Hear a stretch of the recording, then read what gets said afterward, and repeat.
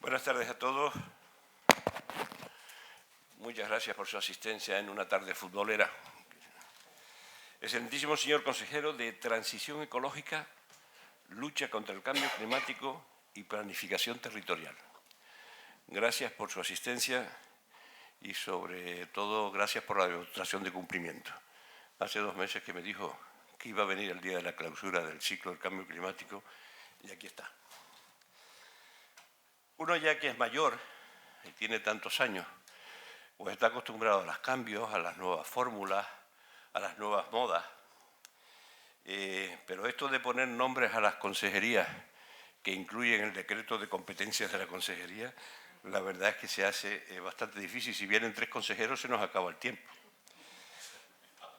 La económica, que pasa lo mismo, si hay que decir cada vez que se refiere uno a la económica, la Real Sociedad Económica de Amigos del País de Tenerife, pues es más largo que el nombre de la consejería. Tiene como misión y tiene como lema el ocuparse de aquellos problemas que están candentes y que tienen a la sociedad, si quieren, preocupada o angustiada, como lo quieran decir. Hay temas como la educación, la sanidad, Europa, el trabajo, las pensiones, que son interesantes e importantísimos. Pero, desde luego, el que es de las competencias del consejero es un tema de angustia total y presente y actual. El cambio climático. Ayer, me parece, se declaró urgencia climática en la ONU. Mañana creo que le toca a la Unión Europea. Y el consejero ya, de antes de ser consejero, cuando era consejero del Cabildo, ya estaba en este tema y ahora lo tiene muy ocupado y está en todos lados hablando y tratando de que la sociedad nos demos cuenta del problema del cambio climático. En los últimos 3 años que yo he estado dirigiendo esta entidad, todos los años nos hemos ocupado del cambio climático en algunos de sus aspectos. Y este año también nos hemos ocupado en el magnífico curso que hoy se clausura. Yo solamente quería dar las gracias al consejero y disculpar la presencia del doctor Bonet, que es el encargado y el presidente de la Comisión de Medio Ambiente, y la presidenta de la Comisión de Educación, que es la que lo sustituye, va a ser la presentación del conferenciante de hoy. Muchas gracias. Muchas gracias. Director, señor consejero, como ha dicho el doctor Bonet, nos ha incorporado, que es el responsable de la coordinación de este curso, pues todavía no está disponible para incorporarse y lo hará muy pronto, y me ha pedido que de nuevo presente al conferenciante, lo que hago con mucho gusto. El conferenciante de hoy es Domingo Ríos Mesa. Es ingeniero agrónomo y doctor por la Universidad de Santiago de Compostela. Tiene varios másteres en dirección de empresas agrarias, en viticultura y energía. Ha sido muchas cosas. Yo voy a decir solamente algunas de ellas. Jefe de explotación del área de agricultura de Merca Tenerife, responsable de los proyectos de horticultura y de protección vegetal del Cabildo de Tenerife, director del Centro de Conservación de la Biodiversidad Agrícola de Tenerife. Es profesor asociado de la Universidad de La Laguna del área de protección vegetal y jefe de Servicio Técnico de Agricultura y Desarrollo Rural de Cabildo de Tenerife. Tiene una amplia experiencia en investigación, una gran cantidad de proyectos, artículos científicos, incluso en revistas de impacto, comunicaciones a congresos, experiencia en gestión, experimentación y transferencia tecnológica en el ámbito agrícola. Y nos va a hablar de un tema de una gran importancia, que es el cambio climático y el sector primario, concretamente el cambio climático y la agricultura. Si les parece, ustedes se quedan aquí, que tienen los dos, y yo me bajo. Así se lo ven mejor.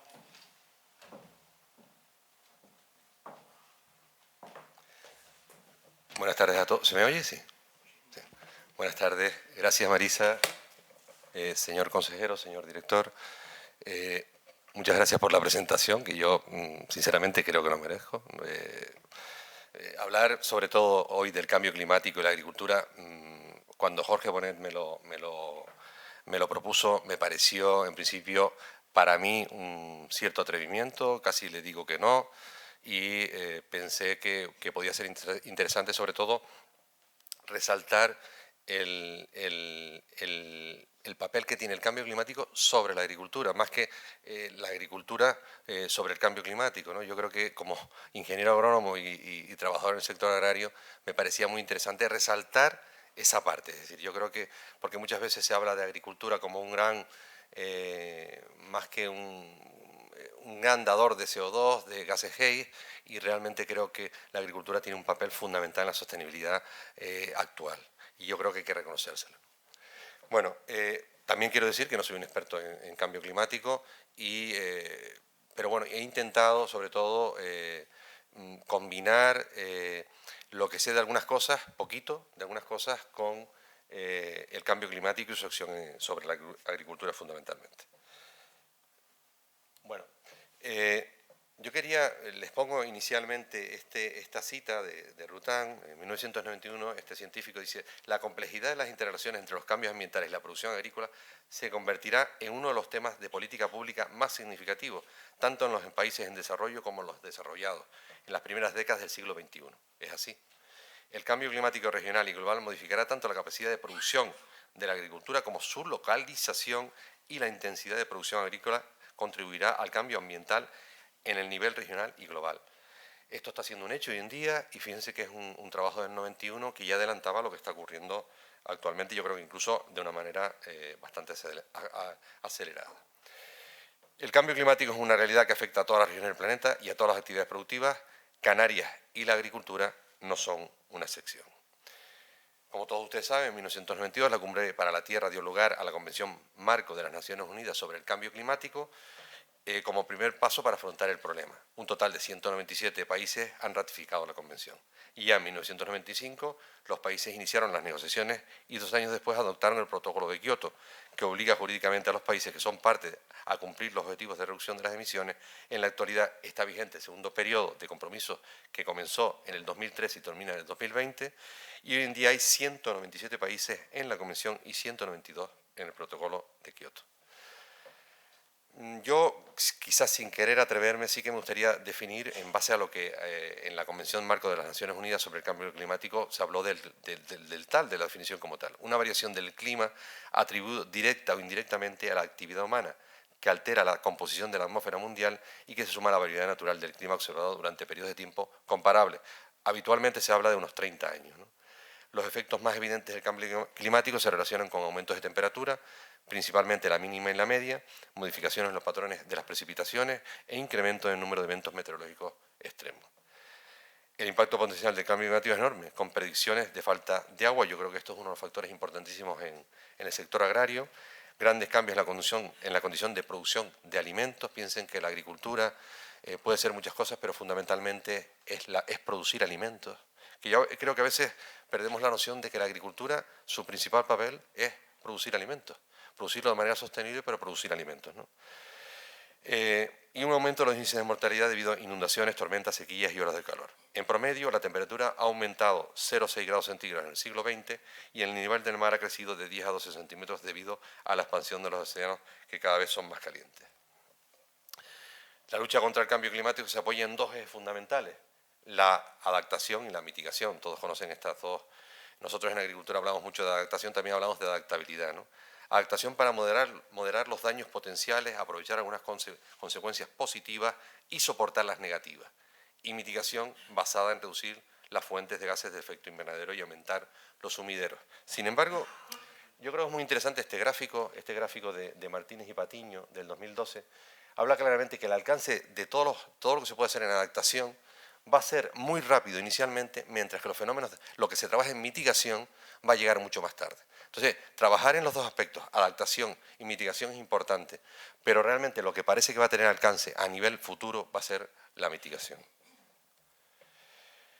Y no quiero cansarles con definir el efecto invernadero, pero sí yo creo que es fundamental que el efecto invernadero es el responsable, básicamente, de que esos gases se queden ahí, de lo que son los gases Hays, es decir, el carbónico, el metano y el óxido nitroso. Es decir, y otros, por ejemplo, el vapor de agua, pero lo que tenemos básicamente es como una especie de invernadero que nos hace la propia atmósfera, reteniendo ahí los gases Haze, que al final son los que nos están originando el calentamiento del planeta.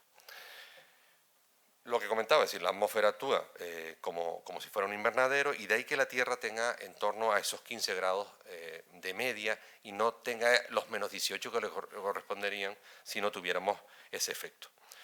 Las actividades humanas y sobre todo, bueno, y entre ellas la agricultura, añaden gases de efecto invernadero a la atmósfera que intensifican el proceso natural y el calentamiento del planeta. En cuanto al cambio climático en Canarias, la verdad que no quiero atreverme a... pero sí por lo menos algunas cosas. Este trabajo de Martín Esquivel, que entre el año 1944 y 2010, creo que yo di una conferencia, una de las conferencias fue de la aquí hace... una tendencia del aumento de la temperatura de 0,09 por década, y las temperaturas nocturnas aumentarán aún más, 0,17 grados cada década, mientras que las diurnas se mantienen prácticamente constantes. Eso lo que va a hacer es acrecentar la diferencia básicamente noche-día, ¿no? Esto, que yo creo que es un trabajo muy interesante, no sé si se lo han leído, me parece muy interesante. Sí que veo quizás, y ahora voy a poner algunas transparencias, donde hay una fase entre 800 y 2000 metros del trabajo, que quizás por la falta de estaciones meteorológicas, por la falta de datos, quizás los datos de Agrocabildo, sobre todo de las estaciones meteorológicas que tiene el Cabildo Insular de Tenerife, pueden ayudar a hacer otra interpretación, o por lo menos dar algún dato diferente, ¿no? Estas son las estaciones que tenemos nosotros en el área de agricultura, en concreto en el servicio que llevo yo. Son 56, 57 estaciones, es la red de estaciones más importante que hay en España, es decir, no hay ninguna ni que se le acerque de lejos. También es lógico, con el nivel de microclimas que tenemos en Tenerife, los diversos sistemas agrícolas, es decir, tenemos agrosistemas muy diversos, lo normal es tener toda esta red para poder monitorear. De nosotros, des en cuenta que damos avisos fitosanitarios y avisos de riego. Por lo tanto, para poder dar avisos fitosanitarios y avisos de riego en una dispersión del territorio con unos microclimas muy variables, que ahora veremos, pues es necesario tener esta red. Aún así, nos quedan nichos muy importantes por actuar. Por ejemplo, en Anaga, hasta hace poco no teníamos ninguna estación, y como se ve, bueno, nos está originando algunos problemas de interpretación. Bueno, hace unos años, un conocido meteorólogo, Luis Santana, hizo algunos trabajos y sigue haciendo algunos trabajos para nosotros. En concreto, este es un trabajo que a mí me parece súper interesante, simplemente desde el punto de vista didáctico. Fíjense, estas son las precipitaciones en el 2016, en el 2017 y en el 2018. El color blanco son menos de 100 milímetros. No sé si lo ven, lo aprecian, sí, el color blanco, lo que está de blanco, que está la parte de arriba al sur, no sé si lo ven en el 2016. El gráfico de arriba es 2016, este de aquí 2017 y el de la izquierda 2018. No sé si se fijan las diferencias que hay de precipitaciones de un año en otro. Es decir, a mí me parece muy gráfico, lo he puesto básicamente para que vean y tengan en cuenta, si ya tenemos cambio climático, si encima tenemos estos sistemas agrarios tan complicados que tenemos en la isla, porque varían pues desde, ahora les comentaré, por ejemplo, en Viña, en Papa, es decir, podemos encontrarnos una diversidad enorme. Si encima de eso encontramos tantos microclimas, al final gestionar el cambio climático, por ejemplo, en un escenario de este tipo, pues tiene un nivel de complejidad todavía mayor. Y me parece además muy significativo cuando hablamos, por ejemplo, de plagas, cuando hablamos de enfermedades. Fíjense lo difícil que es incluso asesorar a los agricultores con estas condiciones tan cambiantes, por ejemplo, en precipitaciones. Les voy a poner 2 o 3 gráficos también de Santana, de Luis Santana, que me parecen excelentes, sobre todo porque nos dicen cosas, por ejemplo, estas precipitaciones anuales acumuladas entre 1931 y 2016. Perdón, porque tenía el dato también hasta el 2018 y me confundí de transparencia.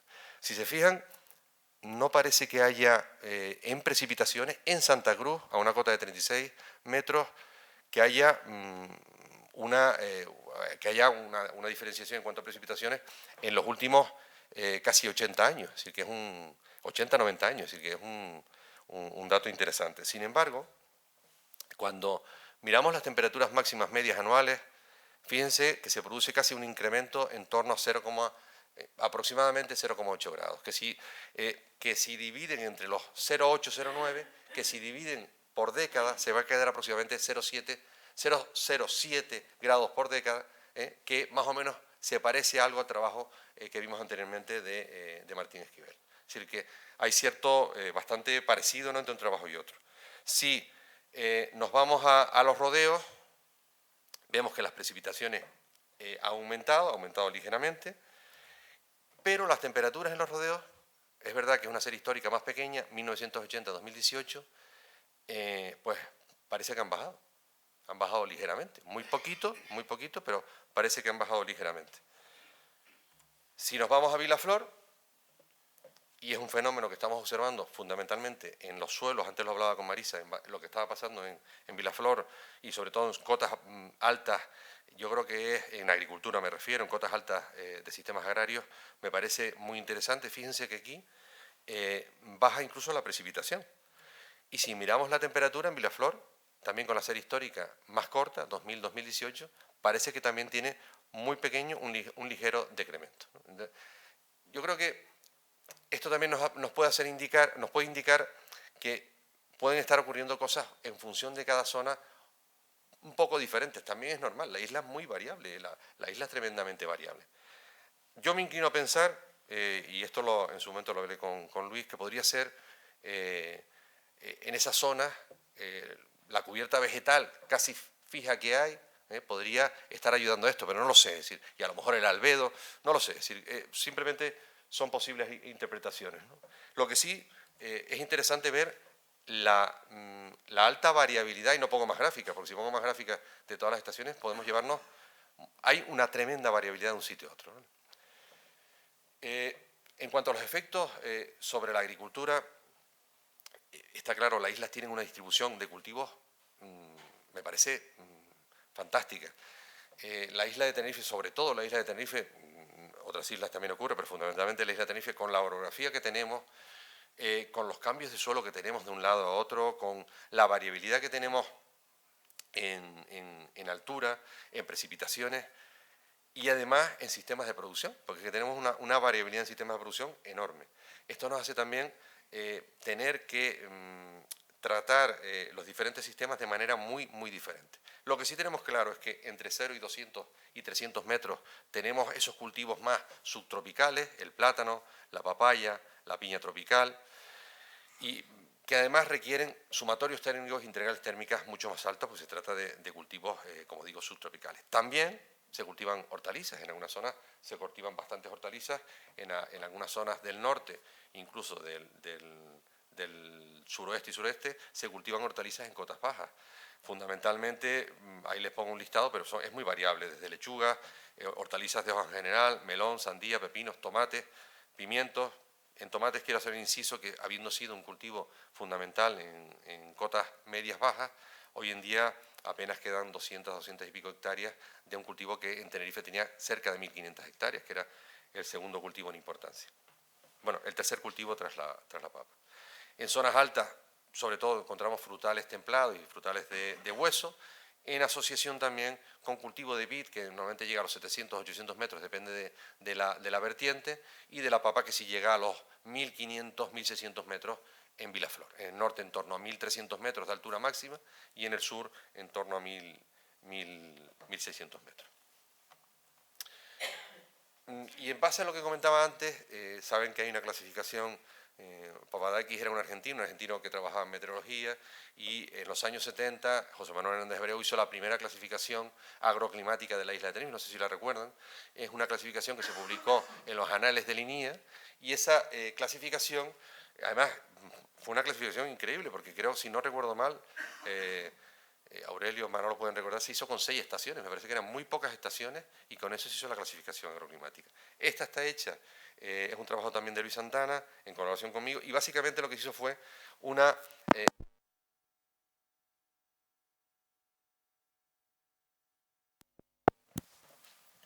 Yo no he tocado nada, creo. ¿A mí? ¿Sí? ¿Se me oye? Sí. Bueno. Efectos de la agricultura, porque voy a ir entre efectos de la agricultura y al contrario, porque yo creo que también es muy interesante, y digo, diferenciar los dos.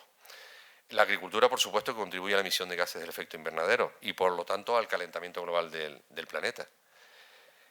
Es un producto agrario, antes de llegar a nuestra mesa, ha pasado por una serie de etapas: producción, almacenamiento, elaboración, envasado y transporte. De ahí la importancia de calcular la huella del carbono, lo que se llama secuestro del carbono, ¿no? Secuestro del CO2. Esto es un tema, yo creo que cada día se va a hablar más de él en agricultura, porque básicamente ya no hablamos solo de productos alimenticios, sino la asociación que tiene ese producto en cuanto a sostenibilidad, en cuanto a menor consumo energético. ¿Vale? Es un tema que yo creo que va a ser reiterativo a partir de ahora en prácticamente todos los sistemas. Saben que casi todos los cultivos llevan sistemas de certificación. Para vender en un supermercado hay que certificarlo y esto se tiene en cuenta. El metano, que es producido fundamentalmente por el ganado y también por los residuos orgánicos y por el estiércol. Y las emisiones de óxido nitroso, que yo creo que son fundamentales hablar ahí de los fertilizantes nitrogenados, tanto orgánicos como inorgánicos, porque muchas veces se piensa que porque uno trabaje con nitrógeno inorgánico no pasa nada. La contaminación es exactamente igual y al final lo que tenemos, muchas ocasiones el abuso de estiércol puede ser trágico, puede ser muy importante. También hablar que en la fabricación de fertilizantes es una de las industrias químicas que consume más CO2. Entonces no solamente se produce liberación de óxido nitroso al ambiente, sino también CO2 en los procesos de fabricación de... yo creo que más o menos todos conocen los procesos por los que se liberan los diferentes gases a la atmósfera. La planta, tanto si respira de día, como saben, normalmente una C3 respira y hace fotosíntesis, por lo tanto, en un proceso consume CO2 y en otro libera CO2, ¿no? Es decir, y por la noche normalmente respira, que entonces se produce solo básicamente la liberación de CO2. No se olviden que en mucha de la agricultura intensiva se ha utilizado muchísimo lo que es la fertilización carbónica, es decir, enriquecimiento con CO2 en la producción en invernadero. Es decir, es típico utilizar CO2 porque lo que hacemos es, al inyectar CO2 en un invernadero, aumentar la productividad. Es un tipo de fertilización, se llama fertilización carbónica, ¿no? Los animales que antes hablamos en cuanto a la liberación fundamentalmente de metano. Y también comentaba antes, desde el suelo se pueden producir, antes lo comentaba con Marisa, se pueden producir fenómenos como la liberación de nitroso, de metano o de carbónico. Como números rápidamente globales, decir que en 2012 la agricultura fue responsable del 10% de las emisiones totales de gases de efecto invernadero. La tala de bosques y otras cubiertas vegetales naturales para obtener nuevas tierras para cultivo o para pastoreo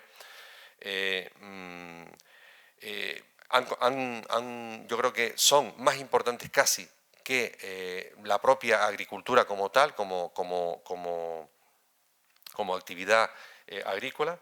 Y en suma, la agricultura, la ganadería y la propia deforestación de la que estaba hablando suponen una tercera parte de la emisión de los gases del efecto invernadero a nivel mundial. Específicamente, el 25% de las emisiones de carbono, el 50% de las de metano y más del 70% de las emisiones de óxido nitroso. Ahí tienen de manera, yo creo, muy resumida, es un gráfico del 2017 muy interesante que presenta López Bellido. López Bellido hizo una revisión en el 2017 desde un punto de vista excelente de los efectos del cambio climático en la agricultura y también incluso del secuestro de carbono.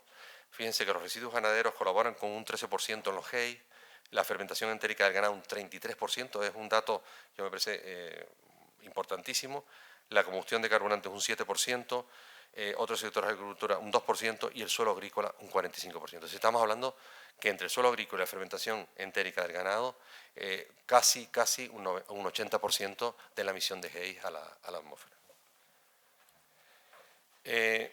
Los efectos sobre la agricultura, pues mira, a mí me parece que es fundamental y aquí es donde quizás esta me parece más la charla que yo quiero dar y miren, casi siempre se habla de adelantos de cosecha, de siembras más tempranas, pero a mí me gustaría indicar que lo más importante es los cambios ecofisiológicos que se están produciendo en los cultivos.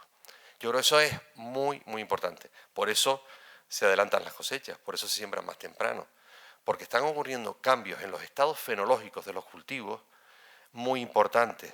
la mayoría de veces los sumatorios térmicos que se producen o están deslocalizados en el tiempo, es decir, la integral térmica del cultivo se da cuando no se tiene que dar o es mucho mayor de lo que tiene que ser. Por lo tanto, se producen fenómenos de floración adelantada, varias floraciones al año, emisión de racimos en un momento. Es decir, y eso en Canarias es muy importante porque además estamos en el subtrópico, donde la mayoría de los cultivos tienen una fenología algo anómala, sobre todo los cultivos templados. La vid y los cultivos templados tienen una fenología un poco algo contradictoria. Después, si quieren, lo comentamos. También ha habido mucha intrusión marina y puede haber mucha intrusión marina básicamente porque ha subido el nivel del mar y eso también está condicionando el que pueda haber una mayor salinización de los pozos. La temperatura elevada del aire puede acelerar la descomposición de la materia orgánica e incrementar la velocidad de otros procesos que afectan a la fertilidad del suelo. Yo creo que el suelo, desde el punto de vista agrícola, es un tema, sobre todo con el cambio climático, que hay que trabajar muchísimo. Porque ahora mismo, quizás después lo voy a comentar, lo que está pasando, por ejemplo, con el riego en algunas zonas, por ejemplo, en Vilaflor. En condiciones de bajas precipitaciones, un suelo seco es más susceptible de erosión por el viento. Aquí tienen,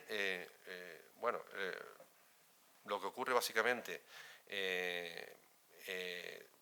cuando estamos trabajando con niveles de CO2 más altos, con respecto a la fotosíntesis estamos con plantas C3 o C4. Una planta C3 viene a saturarse en torno cuando estamos a 1000 ppm de CO2, mientras que una planta C4 tipo millo, por ejemplo, cuando estamos a 400 ppm ya está saturada, ¿vale? Con lo cual, la repercusión en unas y otras es muy variable, no sé si me estoy entendiendo. Mientras que una planta C3 aumenta la productividad con un aumento de CO2 hasta un límite, una planta C4 prácticamente con el nitrógeno, con el CO2 normal en la atmósfera está ya prácticamente saturada. Y aquí tienen otro dato, me parece muy interesante, este es un gráfico del año 2009. Fíjense la dosis de aplicación de nitrógeno y las emisiones de óxido nitroso al medio. Es verdad que este gráfico es un gráfico medio y es verdad que solo es de aplicación a cultivos extensivos. Hay que tener cuidado porque a veces la interpretación, es decir, este gráfico sería aplicable a cultivos, por ejemplo, como el cereal, ¿vale? Pero no es, incluso como la papa, pero a lo mejor un cultivo hortícola mucho más intensivo, los niveles de dosis o aplicación de nitrógeno, o si quieren, kilos de nitrógeno que aplicamos por hectárea, serían mucho más altos. Estaríamos en torno a los 300, 300 y pico, para que se libere óxido nitroso en el mismo nivel que se está poniendo en esta gráfica. De todas formas, lo normal es que se trabaje en casi todos estos cultivos con dosis de fertilización entre 100 y 200 unidades fertilizantes. Como ven, entre 100 y 200 unidades fertilizantes, no sé si lo pueden ver en el gráfico, prácticamente no se produce un incremento importante de la emisión de óxido nitroso procedente del nitrógeno al medio. No sé si lo pueden observar bien. Es decir, que realmente yo creo que también, pero vuelvo a insistir, esto es un cultivo con una eficiencia fotosintética X, con una absorción X, es decir, normalmente un cultivo más bien extensivo, ¿vale?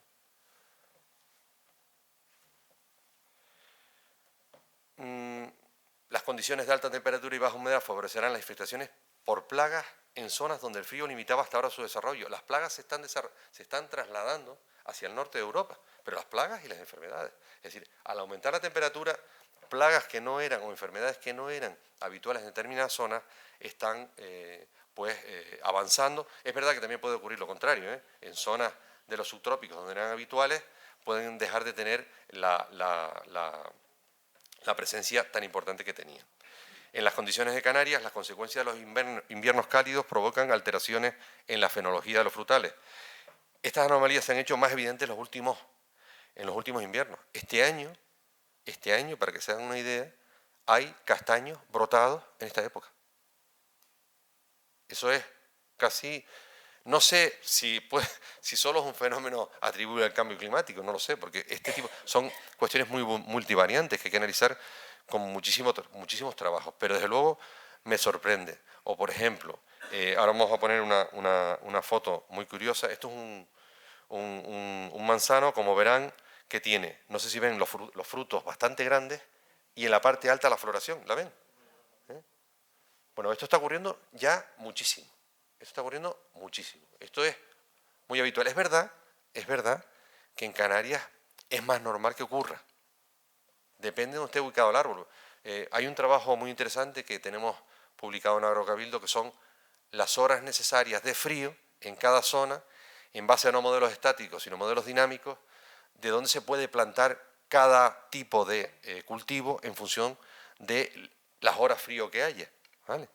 No sé si quieren pueden entrar, es un trabajo muy bonito porque nos permite determinar dónde podemos plantar un árbol determinado. No sé si saben que los árboles frutales, sobre todo los templados, tienen un número de horas frío para poder fructificar, para poder florecer y después para poder fructificar. Bueno, pues en función de esas horas frío podrá ser plantado un árbol en un sitio o en otro. Por ejemplo, un manzano, una reineta, si ustedes la plantan en la cota baja de Tacoronte, no va a florecer. Sin embargo, si la plantamos en Ravelo, es su sitio, va a florecer. ¿Por qué? Porque las horas frío, antiguamente decirles que las horas frío se medían, por ejemplo, normalmente lo más normal es horas por encima de 7 grados centígrados, y hoy en día lo que utilizamos son modelos dinámicos, es decir, no son fijas las horas por encima de 7 grados centígrados, sino que son variables tanto en crecimiento como en decrecimiento según sube la temperatura.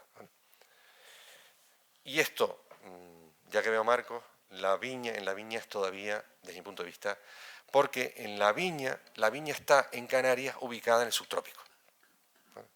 Entonces, la viña aquí tiene un comportamiento muy errático y muchas veces eso tiene una influencia, esa brotación irregular, o más que esa brotación irregular, esa brotación con cierta diferencia en una misma cepa, lo que puede dar ciertos problemas en la vinificación y la parte enológica, porque nos encontramos con racimos con un grado de maduración algo diferente. No sé si me estoy explicando lo que quiero decir. Entonces, esto es muy interesante porque esto se da en los subtrópicos. ¿Qué se hacía normalmente hasta hace 10, 15 años? Se aplicaba un producto que se llama Dormex, que lo que hacía era intentar igualar la brotación. Se aplicaba ese producto. ¿Qué ocurre? De unos años para acá, el Dormex está prohibido. Un producto muy habitual utilizar en la viticultura, por ejemplo, de Brasil, de los subtrópicos, de tal manera que intentemos igualar la brotación, para que no haya diferencias de grado alcohólico en los diferentes racimos. No sé si me estoy explicando lo que quiero decir. Bueno, pues esto es un problema muy importante aquí. Y desde mi punto de vista, la parte de fisiología y fenología de la viticultura, incluso la viticultura, si me permiten decirlo, creo que es de los más abandonados, porque me parece que es fundamental. Se ha trabajado mucho en enología, pero me parece que en viticultura no tanto. Es mi impresión desde el trabajo que tengo, ¿no? Prácticas culturales frente al cambio climático.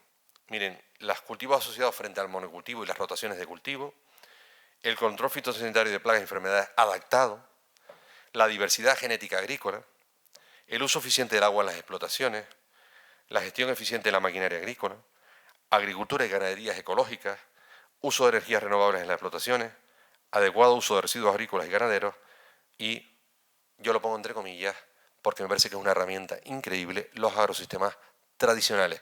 Su conocimiento es fundamental para interpretar lo que se hace en esos sitios.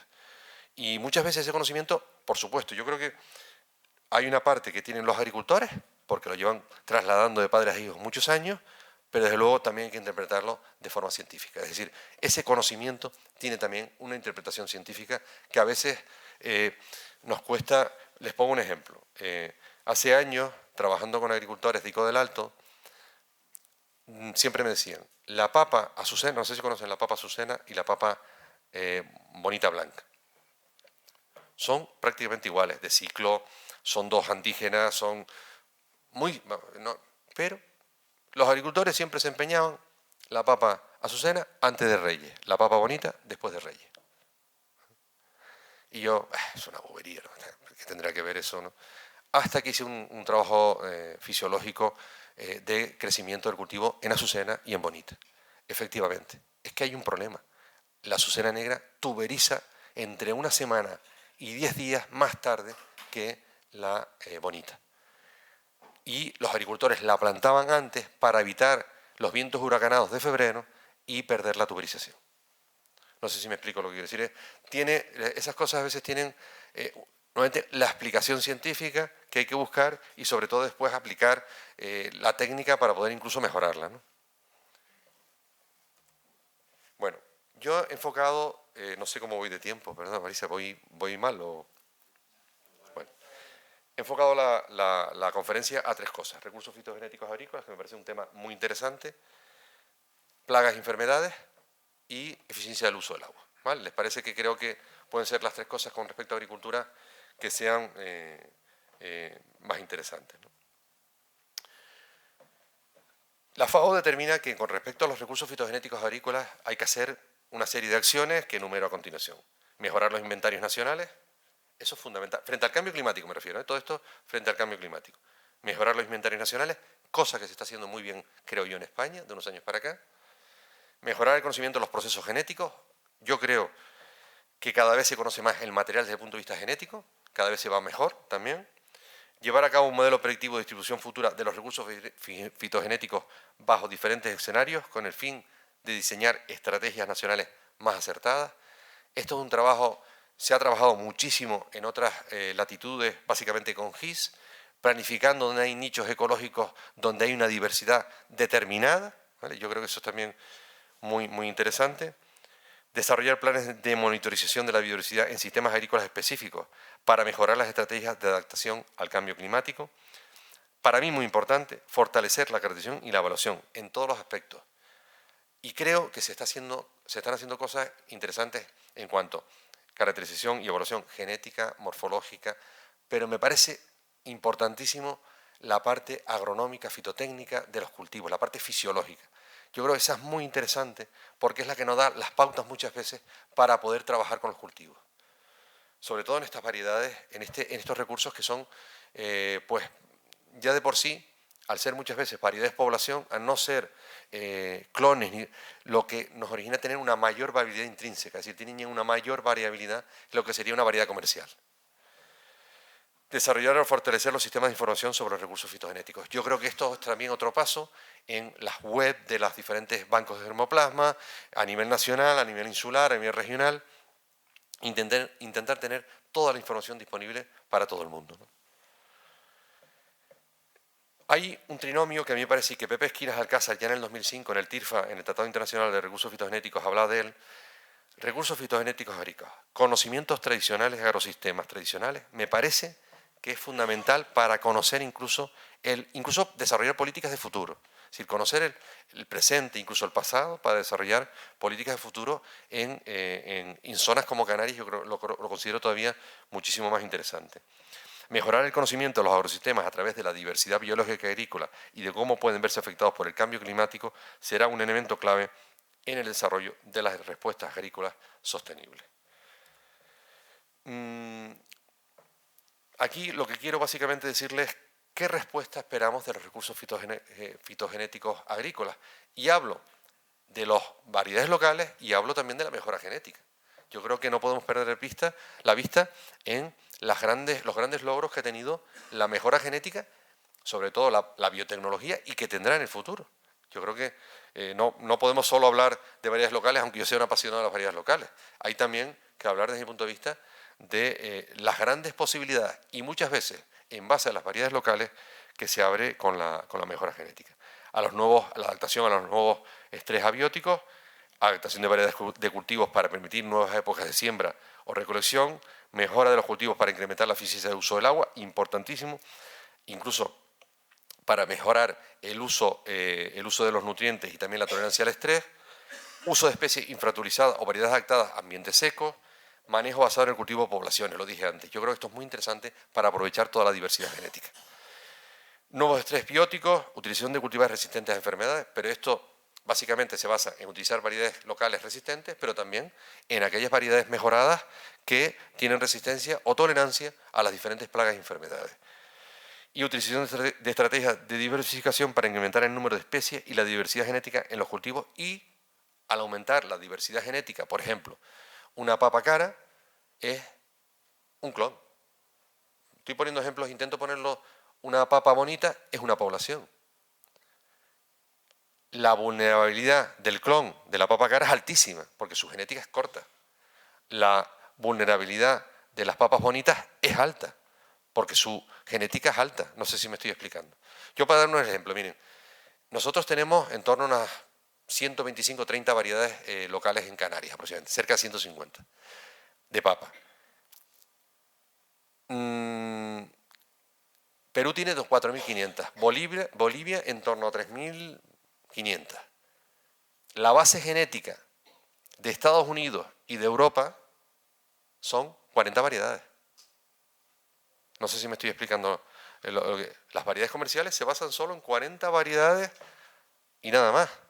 Y nosotros ya aquí tenemos más riqueza genética, más variabilidad, por lo tanto, nuestra vulnerabilidad es mucho menor. No sé si me estoy... La vulnerabilidad yo creo que es uno de los temas más interesantes también en cuanto al cambio climático. Bueno, voy a saltarme esto porque básicamente lo que quiero hablar es de respuesta, de procesos fenológicos. Y aquí les pongo un sistema tradicional como el Dico del Alto, con una riqueza tremenda y que yo creo que es importantísimo conservar porque ya de por sí tiene sus propias defensas frente al cambio. Pero si cruzamos la isla nos encontramos con el cultivo enjable en Vilaflor, con unas características totalmente diferentes. Y solo le cito dos, porque si cito todos los agrosistemas de papa de la isla, y si hacemos en viña, pues nos encontramos desde el cordón trenzado de la Orotava, el parral bajo en Tacorón Sesentejo, el parral alto en La Guancha, es decir, podemos recorrer el vaso en Vilaflor, el vaso con un semiparral en Güímar, es decir, nos podemos encontrar una variabilidad enorme en la isla que hace además que tengamos, además con variedades en muchos casos cambiantes, ¿eh? Por ejemplo, en el Valle de la Orotava, las variedades cambian de la vertiente norte, de la vertiente este al oeste. Eso se sabe muy poco, porque son estudios que prácticamente están sin publicar, pero sí que cambian las variedades que se utilizan de un lado y otro. Aquí les pongo esa riqueza y el interés que tienen los genes, no solo las variedades, sino los genes que tienen para el futuro. No lo voy a poner, pero en plagas sería interesante verlo. Hicimos un trabajo hace unos 8 años, en el año 2011, y saben que en las papas de color de Tenerife encontramos, al menos creo son entre 4 y 5 entradas, para no hablar de poblaciones, que eran resistentes a fitóctora. En millo, por ejemplo, encontramos en unas 100 entradas de millo, encontramos en torno a unas 20 variedades que son o entradas resistentes al taladro. Es decir, hay un montón de cosas que podemos encontrar en esas variedades locales, es decir, resistencias, tolerancias, adaptación al medio. Lo mismo podemos decir del tomate, donde tenemos una biodiversidad enorme. Y aquí decirles dos cosas, yo creo que es fundamental. Hablar que frente al cambio climático hay que incrementar la conservación in situ y la conservación ex situ. La conservación in situ es que los agricultores sigan pudiendo cultivar esas variedades. Esa es la mejor conservación, la que hacen los propios agricultores en los propios agrosistemas agrícolas. Eso es fundamental. Y después, por supuesto, la conservación en los bancos de germoplasma. Tenemos que conservar esas variedades no solo para que no se pierdan, sino que además son fuente de saber, fuente genética para el futuro. ¿Quién sabe si una nueva enfermedad dentro de 15 años podremos trabajarla en base a los genes que tienen estas variedades en un banco de germoplasma? Y eso está ocurriendo casi a diario. Bueno, esto me lo salto un poco. Pues plagas y enfermedades agrícolas frente al cambio climático. Yo creo que este es otro tema súper interesante. Bajo condiciones de cambio climático aparecen nuevas plagas, plagas ocasionales se comportan como habituales, y hay incremento de las arbences y las hierbas, de las malas hierbas, hay reducción de los organismos beneficiosos, reducción de la eficacia de los medios de control y se producen cambios de los ciclos de vida de las plagas. Quizás hay una interrelación entre muchos de ellos. Aquí lo tienen más o menos gráfico, es decir, una manifestación de plagas ocasionales como habituales, una aparición de nuevas plagas a nivel regional, cambios de los ciclos de vida de las plagas, reducción de la efectividad de los métodos de control. Esto es muy interesante y cada vez lo estamos viviendo más, ya sea por el cambio climático, ya sea por el abuso de los fitosanitarios, ya sea porque saltan genéticamente la mayoría de los parásitos, por muchísimos motivos, ¿no? Pero yo creo que esto también es muy, muy, muy interesante. el cambio climático están influyendo en la distribución y virulencia de las plagas y enfermedades, aunque las interacciones entre los cultivos, plagas y enfermedades son complejas y escasamente estudiadas. ¿Cómo influye el cambio climático en un cultivo? ¿Y cómo influye en sus plagas y enfermedades? Son cuestiones que hablamos de muchas variables y muy difícil a veces de poder estudiar y tener realmente datos de qué está ocurriendo, ¿no? Si bien hay muy poca información sobre el impacto del cambio climático en las enfermedades y plagas de los cultivos, como decía. Sus efectos, los cuales dependen de los cambios en la distribución y fenología del huésped, serán percibidos por su difusión geográfica, su cambio, en cuanto a zonas donde está afectando, las pérdidas que causan a los cultivos y las opciones de protección, es decir, de control que tenemos. Los cambios en la dinámica de las plagas, la dinámica de población de las plagas y enfermedades, incluso malas hierbas, bajo la acción del cambio climático, harán más extremos los daños sobre los cultivos. La expansión de una amplia gama de plagas y enfermedades y las potenciales condiciones más favorables crearán una situación en la cual la capacidad de adaptación de los sistemas de cultivo tendrá que tener en cuenta las interacciones entre estos y los cambios fisiológicos producidos por el propio cultivo. Aquí les pongo, voy a pasar quizás porque si no me voy a parar, pero sí que en diversos, en Colombia, en México, en Centroamérica, diversos efectos que está produciendo el cambio climático en algunas plagas. En cuanto al efecto sobre enfermedades, no plagas, sino enfermedades, los conocimientos actuales sobre la epidemiología de las enfermedades indican que potencialmente las modificaciones ambientales asociadas al cambio climático pueden dar lugar a alteraciones importantes en los ciclos vitales de los agentes fitopatógenos, es decir, en cuanto a la biología, el desarrollo de la patogénesis en las enfermedades, la fisiología de las interacciones entre cultivo, planta y patógeno, y que se produzcan nuevas razas, ecotipos, haplotipos. Tales alteraciones tendrán repercusiones sobre la distribución geográfica de los patógenos, la incidencia y severidad de las enfermedades y las pérdidas de rendimiento que éstas originen, y la eficacia de las estrategias de control. Bueno, esto es una adaptación de varios trabajos, incluso de un trabajo también de la Universidad de Córdoba, y yo les quiero incidir en algunas cosas. Por ejemplo, el midio y la papa, no sé si conocen todos, Phytophthora infestan, es el famoso midio y la papa que entró, según parece, en 1848 y causó la gran hambruna en Irlanda, ¿no? Phytophthora infestan se ve bastante condicionada, por ejemplo, por la temperatura. Las condiciones cálidas y húmedas adelantan la enfermedad. Pero además, ahora veremos algo muy interesante, pueden tener incluso un comportamiento bastante errático en función ahora veremos, de la genética de la propia enfermedad. Por ejemplo, la virosis. Yo creo que las virosis en general están extremadamente relacionadas con sus vectores. Fíjense que independientemente de que el virus pueda haberse afectado por la temperatura, saben que hay virus, en concreto hay alguno, por ejemplo, este año mismo en tomate, que se nota muchísimo las variaciones que puede haber en cuando hay cambios de temperatura, sobre todo al alza, pero yo creo que la mayor incidencia producen los vectores.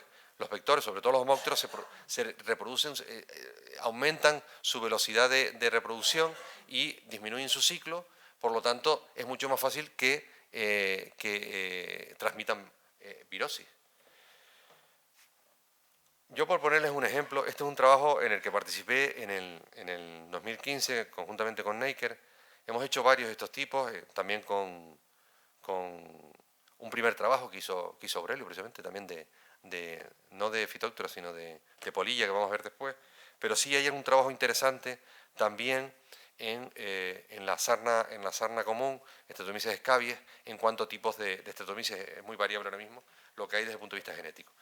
Esto es Phytophthora, esto es un trabajo del 2015, y no sé si se fijan que hicimos una prospección a nivel nacional, conjuntamente con Neiker, o que era la antigua estación de la patata de Álava, y ven cómo encontramos aislados de Phytophthora diferentes, pues vimos en Álava, en Cádiz, en Ciudad Real, en Córdoba, Sevilla y en Tenerife.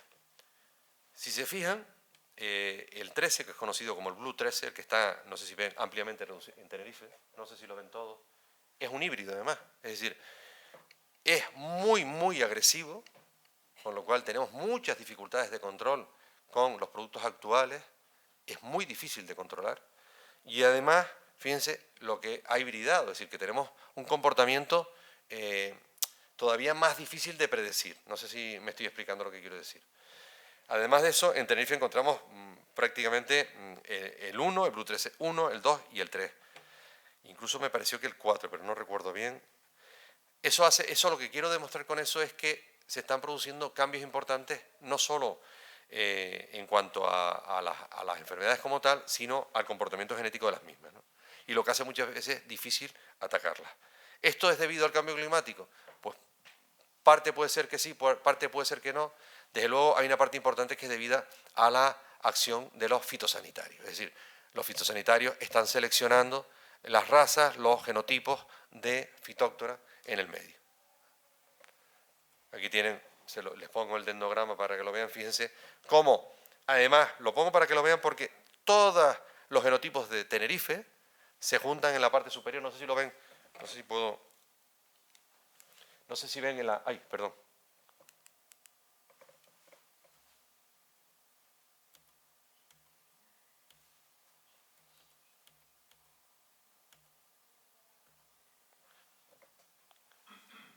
No sé si ven aquí arriba,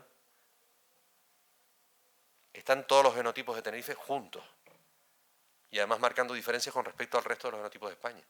Es un tema me parece bastante curioso y así está, por ejemplo, en Streptomyces scabies está pasando lo mismo. Me parece que es muy interesante ver que tenemos cosas ya que nos hacen no solo diferentes, sino además que habrá que tratar de una manera diferente. En cuanto a las plagas, pues pasa muy parecido a lo que pueden ser las enfermedades. Aparición de biotipos más virulentos, las nuevas condiciones ambientales. También la relación carbono-nitrógeno está variando y eso origina también, en cuanto a la forma de comer de los insectos, cambios de comportamiento.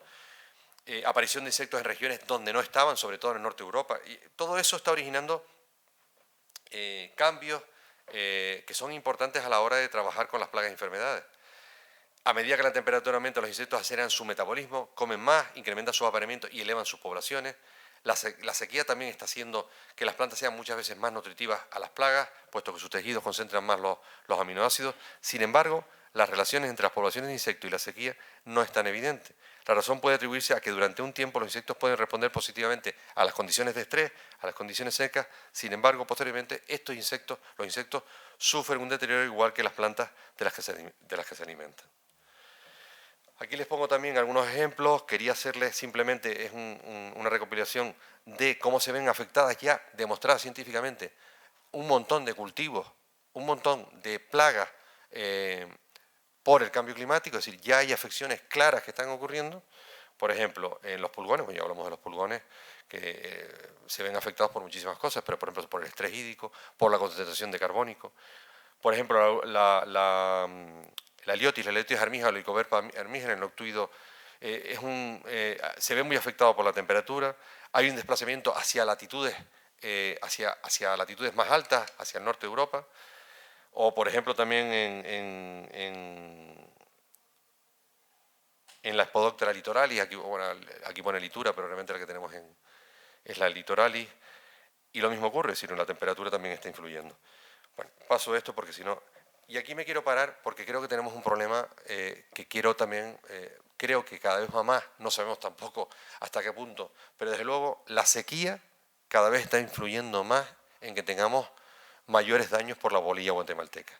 Todos saben ustedes que teníamos la polilla clásica, Torimea operculeia, y hace unos años se encontró la polilla, la nueva polilla guatemalteca, Tessis solanivora. Simplemente les pongo unas fotitos aquí para que la puedan distinguir, a modo de ejemplo, porque la gente siempre pregunta si la papa tiene estos excrementos en la parte de fuera. Fijo que va a ser Torimea operculeia, la oruga es de color más blanquecino, y si no aparecen excrementos y solamente una especie de trazado, es la polilla nueva. Se lo digo porque se la van a encontrar en sus casas, ¿vale? Ahora mismo es raro no encontrar a veces una polilla en las propias casas, ¿no? La oruga es de color rosado, bastante intenso, y como ven, el adulto, que es un poquito más grande que Torimea, tiene, no sé si ven, una especie de cruz aquí, no sé si la ven ahora, aquí, que la hace fácilmente distinguible. Bueno, fácilmente, bueno, que la hace distinguible. No, fácilmente no. Bueno, me voy a saltar esto. En cuanto al impacto sobre los vectores, decirle lo que comenté antes, quizás para no entretenerlos más porque quiero ir un poquito más rápido y llegar al agua, decirle que ahora mismo el impacto sobre los vectores también está siendo muy importante porque lo que está acelerando es que esas enfermedades de las que son portadoras se transmitan más rápidamente y cada vez haya más incidencia, sobre todo de virosis. Yo no sé, pero la impresión que tengo yo, lo que pasa es que la impresión que tengo yo es que cada vez tenemos, por ejemplo, hoy estaba hablando de un invernadero que tenemos un ensayo de tomates y siendo un excelente agricultor, no sé, las poblaciones de mosca blanca están disparadas, es decir, casi inicialmente. Entonces, pues algo debe estar pasando ahí. Efectivamente, también pasan otras cosas, ¿no? Con respecto a los productos, con respecto al manejo, pero estamos hablando incluso de agricultores bastante buenos que con respecto a la mosca, con respecto a la tuta absoluta, con respecto a un montón de parásitos que se ven. Pero yo creo que el tema de las virosis, cada día lo veo que va a una mayor velocidad. Por ejemplo, el aumento de 2 grados centígrados de temperatura también desplazaría la mosca blanca, Bemisia tabaci, hacia mayores latitudes, atacando en zonas donde no era normal y donde va a transmitir virus que normalmente no existían. 3 revisiones recientes recopilan diversos estudios sobre la respuesta de virus en plantas y de su vector a los posibles nuevos escenarios del cambio climático. Cambios en la morfología y fisiología de los cultivos que tendrán implicaciones en la durabilidad y el nivel de resistencia genética frente a vectores de virus. Aparecerán mayores epidemias de enfermedades virales en altas y bajas latitudes debido a la expansión de los vectores. Aparecerán con mayor frecuencia viroses emergentes transmitidas por vectores que se expandirían a nuevas áreas y resultará más difícil su control. Yo la sensación que tengo en general es que en Canarias, siendo un jardín para cultivar cualquier cosa, es también un jardín para que todas las plagas y enfermedades se manifiesten. Y la verdad es que parece que cada vez las tasas de multiplicación son más grandes, son más rápidas, ¿no? También decir que lo mismo que afectan a las plagas, a las enfermedades, también afecta el cambio climático a los enemigos naturales. Y yo creo que exactamente, o de manera muy parecida, tanto si son un parásito como si es un depredador, muy parecida a cómo afecta a las propias plagas. Aquí les pongo una foto de un parásito que estamos utilizando en la polilla de la papa, por eso esa polimbrionía, es un copidosoma coleri, y estamos haciendo sueltas desde el propio Cabildo Insular de Tenerife, sueltas en cultivos, y la verdad que los resultados no son excelentes, pero no son malos, ¿no? En cuanto a... Siempre hemos tenido resultados muy diferentes en copidosoma y en tricoderma en las sueltas de laboratorio a las sueltas hechas en campo. Todo el mundo que sepa un poco de eso sabe que eso es normal, pero es que nos está asustando a veces las diferencias que puede haber en cuanto al nivel de parasitismo. Parasitismo, por ejemplo, un tricoderma del 90-95% en laboratorio y después no pasa del 20% en campo, ¿no? También es verdad que la polilla está, la oruga está metida a veces en el suelo, ¿no? Y que difícilmente el parasitismo se puede producir, ¿no? Bueno, simplemente decirles que en cuanto al manejo agronómico para el control de plagas y enfermedades bajo condiciones de cambio climático, simplemente una serie de recomendaciones que me gustaría hacer. Seguir haciendo muy intensamente monitoreo de la presencia de plagas e incidencia de enfermedades, identificar los ciclos de vida de plagas y enfermedades, realizar un manejo integrado que permita conservar y mantener las poblaciones de los insectos benéficos, no destruirlos, prácticas de manejo frente a lluvias intensas, el policultivo o agrobiodiversidad, lo comenté antes, rotación, cultivos asociados, biodiversidad agrícola, manejo de arbences, yo creo que eso es un tema pendiente en Canarias, no sabemos manejar. Yo creo que incluso los propios agrónomos que trabajamos en Canarias no tenemos a veces ese grado de conocimiento para un gran manejo o un manejo excelente de las arbences, y la implementación de barreras vivas o cercas vivas. Y esta es la última transparencia que hago en cuanto a plagas y enfermedades. Hay también un cambio de eficacia en los pesticidas, no solo en los pesticidas químicos, sino también en general en los métodos de control. Así se producen cambios en los factores climáticos, tales como la temperatura, humedad relativa, CO2, pH, lluvia y propiedades del suelo, han mostrado efectos diversos sobre la eficacia de los pesticidas sintéticos. La rápida disipación de residuos insecticidas debido al incremento de las temperaturas, saben que la curva de disipación es aquella en la cual por decirlo grosso modo, es lo que dura un insecticida en un cultivo, ¿vale? Pues desaparecen más rápidamente. Cuanto más suba la temperatura, más fácil es que se disipen. Un clima cálido y húmedo incrementará costes de protección de cultivos debido al uso más frecuente de pesticidas, y la temperatura presenta generalmente un efecto positivo sobre los organoclorados, los organofosforados y cabramatos, y un efecto negativo sobre los piretroides. Bueno, voy a saltar y voy a pasar a la gestión eficiente del riego, decir 2 o 3 cositas que creo que son interesantes, porque si no me voy a alargar muchísimo. Yo creo que de las cosas más interesantes en cuanto al riego, me parece a mí, sobre todo de cara al cambio climático, es la eficiencia en el uso del agua y la eficiencia de riego. Son 2 cosas diferentes, pero son muy parecidas.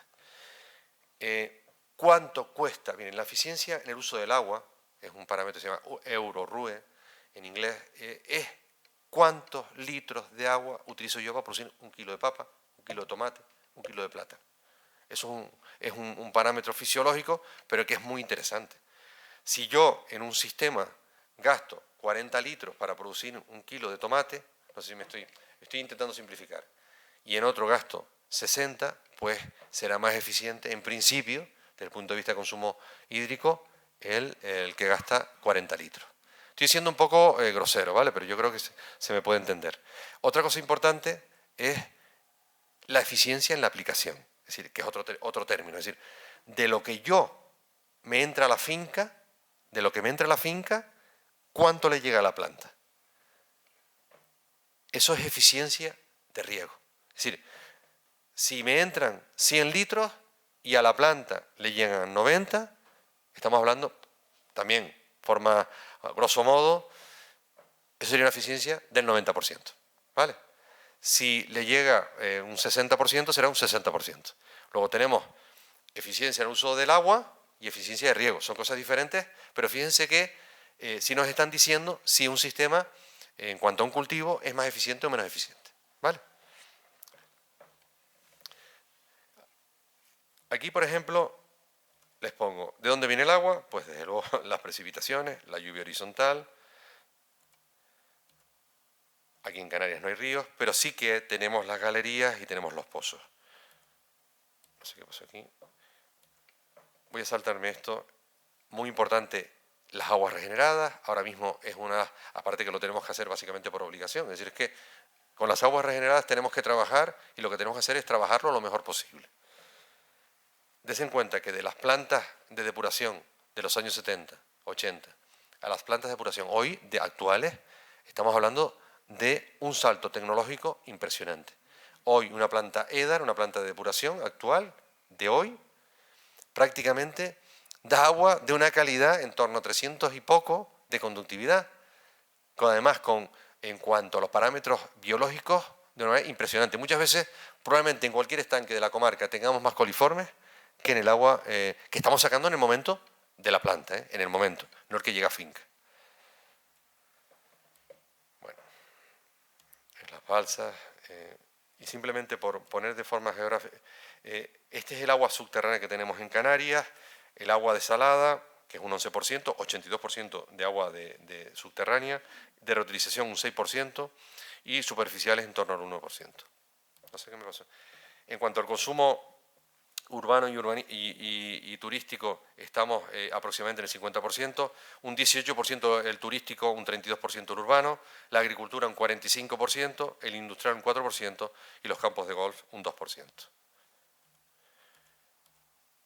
Y los consumos en cuanto a cultivos, la platanera consume un 52%, los cultivos hortícolas y papas un 20%, frutales subtropicales y cítricos un 6%, separadas de la platanera, por supuesto, el tomate un 6%, este dato ya ha bajado, está en torno a un 3% aproximadamente, la viña un 3%, las ornamentales un 4% y el resto de los cultivos un 9%.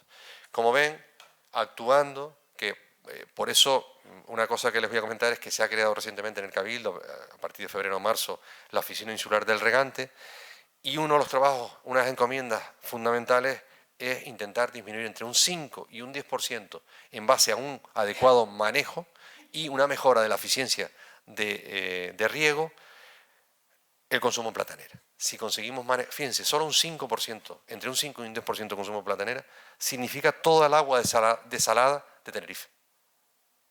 Es decir, ahorrar entre un 5 y un 10% en platanera supone eso. Es decir, que estamos hablando de muchísimo consumo. Bueno, y básicamente ya para terminar, los sistemas de riego, sí les quería poner este gráfico.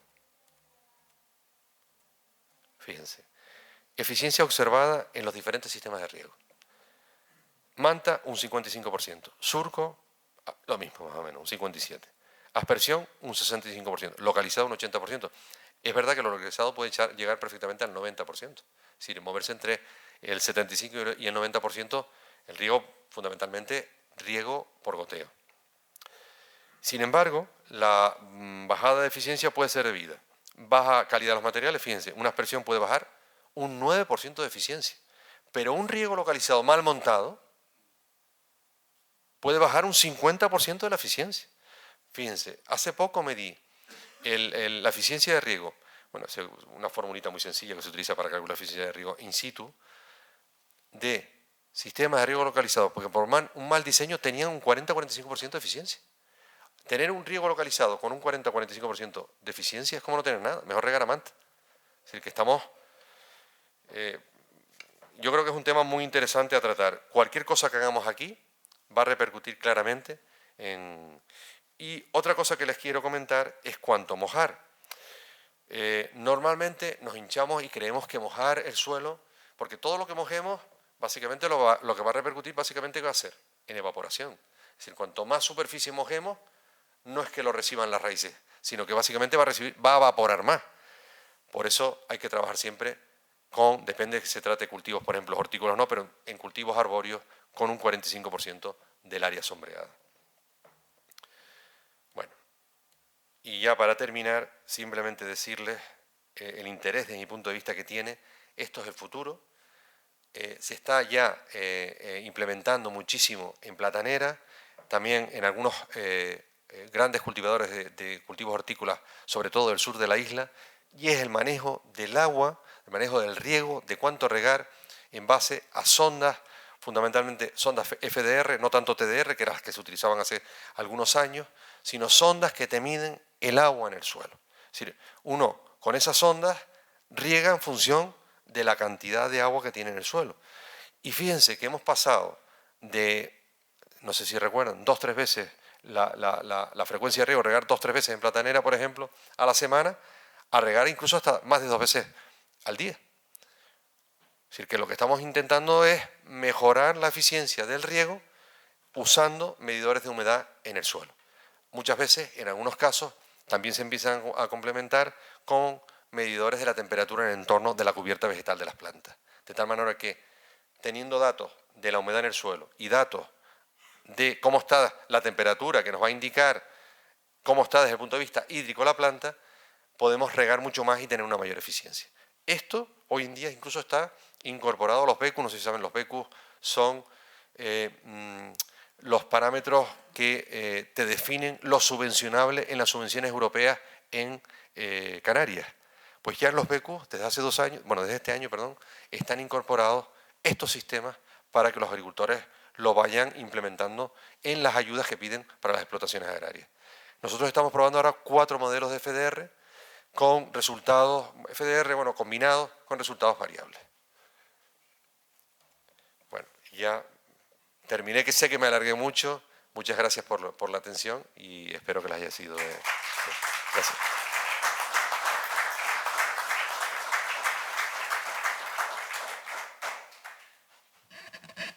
Muchas gracias. Hay tiempo para 2 preguntas. No, Carlos Silva. Buenas noches. 2 obviedades y una pregunta, por si es de leyenda urbana.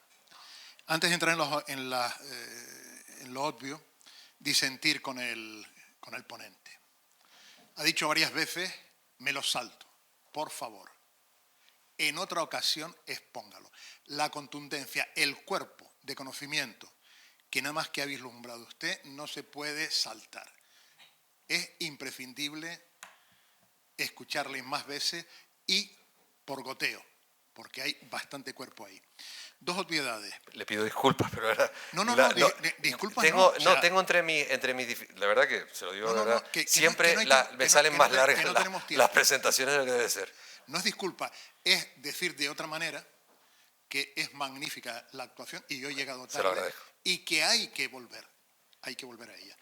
De las obviedades, magnífico la tradición y analizarla. ¿Por qué se planta una variedad de papas antes de que vengan los vientos? Ahí hay conocimiento científico, la tradición con fuerza. La obviedad es, ¿dejaremos desamparadas las investigaciones que están haciendo y que hay que hacer?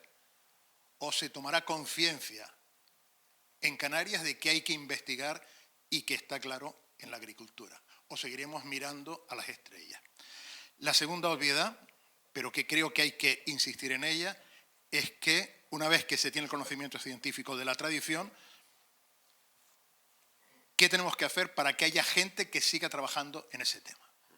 Es obvio, pero lo hablamos y nos quedamos en ello. La pregunta al tema urbano, a la leyenda urbana. La vulnerabilidad, la riqueza genética de nuestras viñas, no sé si es leyenda o es cierto, en que el clima va a afectar a las viñas francesas, de algunos vinos clarísimos, muy sólidos en el mercado, y que algunos están pensando de que adelantarse antes que se pierda esa producción de vino en Francia, venir y plantar en Canarias, quitando nuestras viñas, por esa que está ya metida en el mercado. O tenemos suficientes garantías para la riqueza, aunque produzcamos poco, pero la riqueza de las variedades de Canarias. Gracias. Yo creo entenderle que lo que me pregunta es si con las variedades que tenemos... Lo que pregunto es si es posible que el cambio climático ataque a las viñas francesas y entonces... Bueno, no lo dije porque lo iba tan rápido que no... ahora mismo ha habido una charla recientemente, ¿sabe? Estos días en Tacoronte, que hablaba... hoy en día casi toda la mejora va enfocada sobre todo a utilizar ya variedades conocidas, pero reducir el camino en base a lo que se llama marcadores o mejora asistida por marcadores moleculares. Hasta hace poco, en viticultura o en frutales templados, obtener una variedad era un proceso de 15 o 20 años, ¿sabes? Es decir, o mejorar incluso una, porque uno plantaba, veía el resultado, volvía a plantar. Hoy en día eso se puede, en viticultura o en templados, se puede abreviar en torno a 4 o 5 años, y ya en horticultura, en herbáceos, en torno a 2 años, 2 años y medio se puede obtener una variedad. Lo único que en vez de plantarla y ver si lo tiene, uno sabe el marcador que dice, tiene esto, tiene esta resistencia, y básicamente es pasar a hacer una PCR y ver si tiene ese marcador, si tiene esa genética que me va a hacer que sea tolerante a una cosa. Ahora en viña se está trabajando en eso. Recientemente hubo una charla en Tacoronte estos días donde se hablaba de ese tipo de variedades que se están obteniendo en Francia por métodos mucho más rápidos en base a variedades tradicionales. Yo creo que tenemos en Canarias, por un lado le contesto, tenemos una riqueza tan alta que yo creo que no hace falta sino trabajar con ella y conocerlas mejor y ver su comportamiento. Creo que, vuelvo a decir, la viticultura es de la más olvidada de las ciencias dentro de lo que puede ser vitivinicultura, ¿no? Me parece a mí, y lo digo pero entre comillas creo. También decirle lo contrario, creo que Canarias tiene una oportunidad científico-técnica para ser un fitotrón natural de cara a Europa. Es decir, ahora mismo los cordobeses, el FIAP, vamos a decir, el Instituto Andaluz de Investigaciones Agrarias, está desarrollando con nosotros un proyecto muy interesante que es ver qué le pasa a las variedades tradicionales de olivo en Canarias. Las tenemos plantadas en 2 localizaciones, es un trabajo en común, para ver qué podría ser, qué le podría ocurrir a los olivos en Andalucía en el futuro con el cambio climático.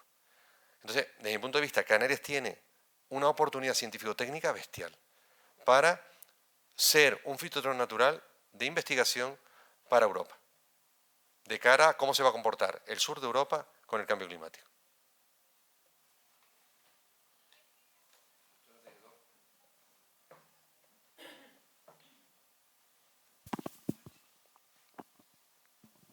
solamente un comentario, que la relación entre el cambio climático y el uso del suelo, entre ellos la agricultura, es evidente y está claramente demostrada. Y no lo digo yo, que también, sino lo dice el IPCC. El IPCC sacó un informe específico. El segundo informe especial que hace el IPCC lo sacó este verano en el mes de agosto, dedicado al cambio climático y al suelo. Y lo ha sacado por la gravedad del problema del tema en el planeta. Y entre las muchas cosas que dice, que el suelo tiene capacidad de emitir gases de efecto invernadero, pero sobre todo, lo que es más interesante, tiene capacidad de absorber estos gases, y que va a depender en gran medida del uso que se haga del suelo, entre ellos la agricultura, e insiste mucho que un uso sostenible del suelo no solamente reduce la degradación, incluso puede revertirla, sino que contribuye muchísimo a la mitigación y a la adaptación frente al cambio climático. Y una cosa, lo digo porque lo ha comentado ahí también, que insiste mucho el informe de este verano del IPCC en la importancia que tienen los agrosistemas tradicionales en la lucha contra el cambio climático. Era simplemente el comentario. Muchas gracias, Marisa. De recordar un poco el informe del IPCC. Es que el conocimiento de los sistemas tradicionales, de los agrosistemas, a mí me gusta hablar, a veces se habla también de agroecosistemas, a mí me gusta más hablar de agrosistemas tradicionales. El conocimiento de los agrosistemas tradicionales da, antes, comentarte solo lo que hablábamos antes. En Vilaflor ahora mismo no lo terminé, pero yo creo que es interesante. Tenemos un problema tremendo. No sabemos si una mezcla entre fatiga de suelo. Vilaflor, ustedes conocen todos el cultivo, básicamente el cultivo que se da es la papa y la viña, pero la viña normalmente se da en suelo virgen, en suelo normal, mientras que la papa se cultiva en los generadores de jable. Es decir, el jable son como pequeños vasos casi de cultivo hidropónico, bueno, con unas... se está cultivando papa, históricamente, papa sobre papa. No ha habido realmente, y lo hay que decir, es una cosa curiosa, ellos hacen que descansen los suelos, ellos plantan. La peculiaridad de Vilaflor es enorme, es el único sitio importante de Canarias donde se planta papa en tardío, es decir, se coge semilla de los cultivos de invierno y en verano, entre el 15 de julio y el 15 de agosto, se planta con semilla no certificada, semilla producida en Canarias por los propios agricultores. Esa producción se da en diciembre-enero. Ahora mismo, desde mi punto de vista, hay un problema enorme en Vilaflor y es un sistema, no sé si, pero a mí me encanta, me parece precioso, es un sitio maravilloso. Hemos pasado de mantener unas productividades muy altas a bajar las producciones de una manera increíble. En Vilaflor yo llegué a obtener en ensayos 80-90 mil kilos por hectárea en papa, que es una barbaridad. Eso, lo normal son 40, 30 y pico mil, 30 mil kilos por hectárea. Últimamente hay medias de 10.000, 12.000, 9.000, 13.000 kilos por hectárea, es decir, muy baja. A esas producciones es muy difícil mantener. Bueno, pues una de las cuestiones más importantes que está incidiendo en que haya ataques gravísimos de rizoctonia, que haya ataques gravísimos de fusariosis, ataques muy importantes también de verticiliosis, de pie negro. Todo eso, y sin duda, está incrementado por un mal manejo del suelo y, sobre todo, un mal manejo del riego. Ahora mismo el uso de aguas con conductividades elevadas en Vilaflor, esto es un tema muy interesante porque en Vilaflor ahora mismo la mayoría del riego se está haciendo con agua de muy mala calidad, de 2000 de conductividad, y regar papa con 2000 de conductividad con un sodio disparatado, lo que consigue es unos suelos que van a menos, y entonces es cuando empiezan a aparecer todas esas enfermedades. Es decir, simplemente coger una huerta regada con agua de 2000 y una huerta regada con agua de 900 y hacerle seguimiento, una tiene verticilosis, rizoctonia, nemátodos, la otra no tiene prácticamente nada. Esta tiene producciones de 25.000 kilos por hectárea y esta tiene producciones de 10.000 kilos por hectárea. El agua es un factor limitante de primer nivel. Y yo creo que a veces pensamos mucho en las instalaciones, que son muy importantes en la mitigación del cambio, incluso la adaptación, las instalaciones, las balsas, mejorar las balsas, mejorar las redes de riego, eso es muy importante. Pero el manejo del agua en la agricultura es fundamental. Y a veces, quizás porque también es el más complicado, intervenir ahí, intervenir con los agricultores, intentar mejorar el manejo y utilizar aguas de calidad, o si tienes aguas de peor calidad, usarlas dentro de un orden lo mejor posible, es complicado, es bastante difícil. Señor consejero. Bien. Bueno, primeramente agradecer a la Real Sociedad y al director en su persona por la invitación que me han hecho para asistir a esta clausura. La verdad es que me queda pena no haber venido al resto de jornadas, que he intentado encajar alguna presencia, porque la verdad es que el panel de ponentes era bastante interesante y la muestra de hoy, pues evidentemente es una muestra clara de dónde hay que ir y sobre todo de esa tarea de despertar conciencias, que es en la que nos tenemos que preocupar, ¿no? Yo creo que Domingo ha hecho un trabajo magnífico. Me quedan preguntas por hacer porque al final hay dudas que surgen, que me gustaría, bueno, ya comentaremos en otro momento, pero está claro que lo que Domingo ha planteado es pues uno de los elementos que tiene que contener precisamente el programa de adaptación, es decir, analizar un sector, conocer exactamente cuáles son los problemas que tiene el sector, los factores que están afectando e intentar de alguna forma dar con la tecla para reducir ese riesgo o ese daño o esa causa que como consecuencia del cambio climático estamos padeciendo. Es una tarea compleja, ¿no? Porque esto es nada más que en el sector de la agricultura, pero en todo y cada uno de los sectores en los que podamos pensar hay que hacer trabajos similares, ¿no? Es decir,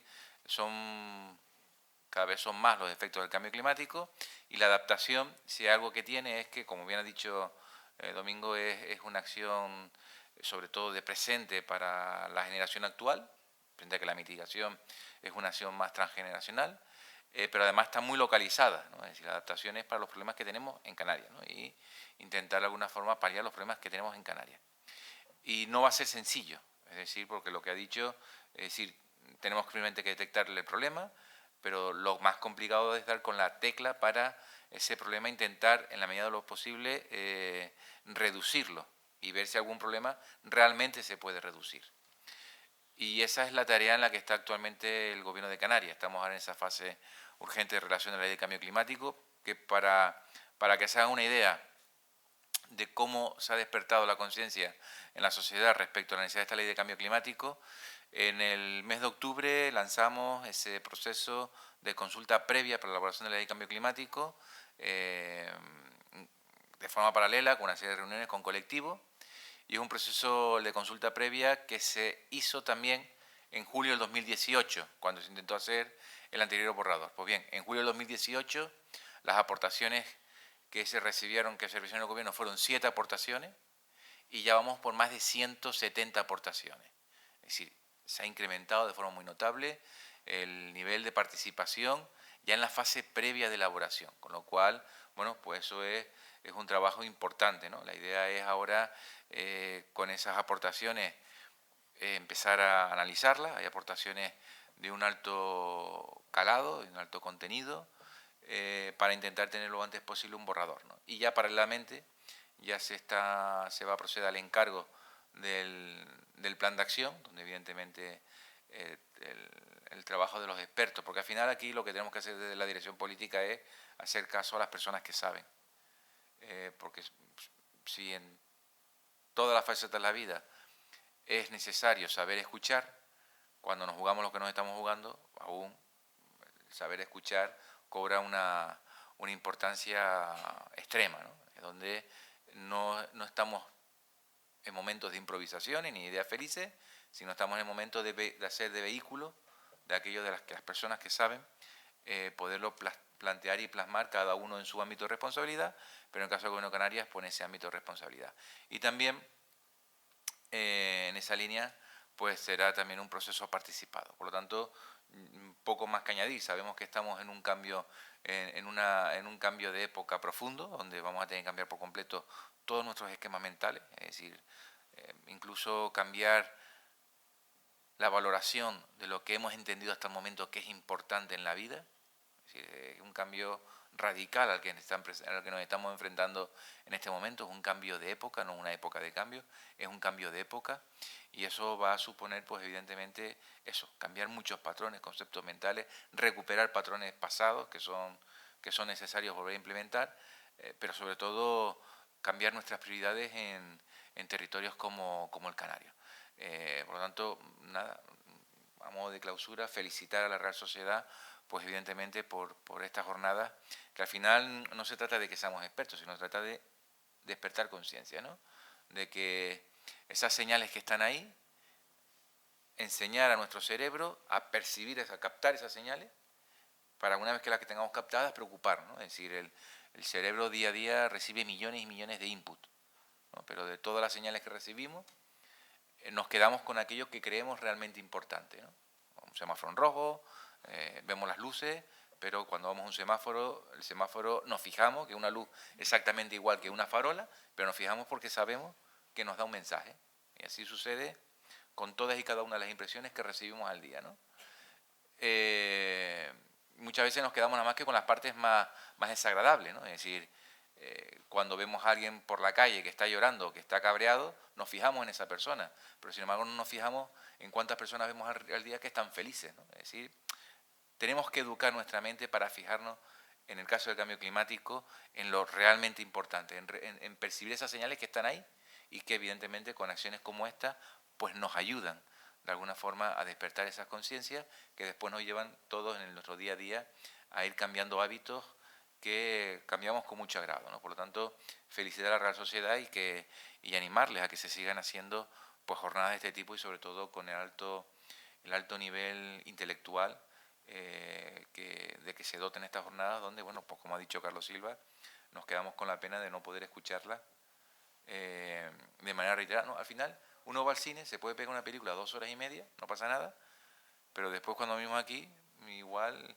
1 hora se nos hace poco, ¿no? Y yo creo que sería interesante el poder volver a escuchar pues esas cosas que se han quedado, porque evidentemente son reflexiones de un alto contenido, por lo menos para algunos, para todos los que estamos aquí, ¿no? Que nos interesa percibir en toda su extensión.